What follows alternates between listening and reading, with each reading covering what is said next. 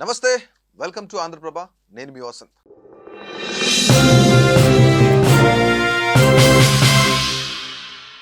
ఒక దేశాన్ని కొన్ని శక్తులు శాసిస్తే ఎలా ఉంటుంది? ఒక దేశ రాజ్యాధికారాన్ని కూడా కొన్ని మిలిటెంట్ సంస్థలు రూల్ చేయగలిగితే ఏ విధంగా ఉంటుందనేది ప్రపంచంలో మనం పాకిస్తాన్ చూస్తే తెలుస్తుంది. ఇజ్రాయెల్ను అధికారికంగా గుర్తిస్తే పాకిస్తాన్ను నాశనం చేస్తానని చెప్పేసి లష్కర్ ఎ తోయిబా ఒక హెచ్చరిక జారీ చేసింది. దశాబ్దాలుగా పాకిస్తాన్ ఉగ్రవాద సంస్థలను వ్యూహాత్మక ఆస్తులుగా పెంచి పోషించింది. ఇప్పుడు అదే సంస్థలు బహిరంగంగా ఇస్లామాబాద్ను హెచ్చరిస్తున్నాయి. ఏమని?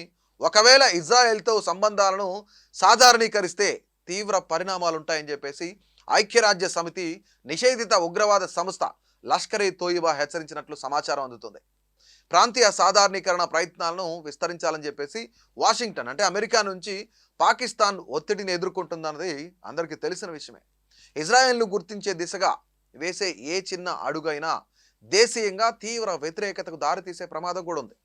ఎందుకంటే ఒకప్పుడు ప్రభుత్వం చేత మద్దతు పొందిన సంస్థలు ఇప్పుడు ప్రభుత్వం తీసుకునే నిర్ణయాలనే సవాల్ చేస్తున్నాయి.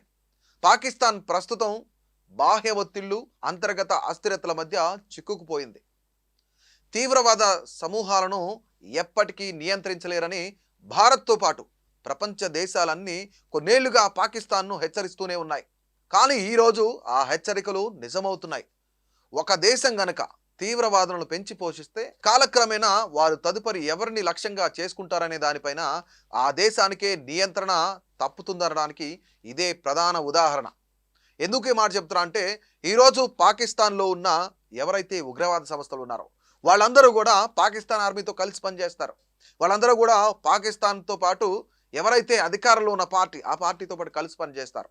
అంటే చాలా మిలిటెంట్ గ్రూపులు అన్నీ కూడా తీవ్రవాద సంస్థలన్నీ కూడా పాకిస్తాన్లో ఉన్నాయి అనేది ప్రపంచవ్యాప్తంగా అందరికీ తెలిసిందే. ఈవెన్ ఐక్యరాజ్య సమితి దగ్గర నుంచి కూడా అందరికీ తెలిసిన విషయమే. కానీ వాళ్ళు అక్కడున్న ప్రభుత్వం కానీ అక్కడున్న ఆర్మీ కానీ ఉగ్రవాదులతో కలిసి పనిచేస్తారు.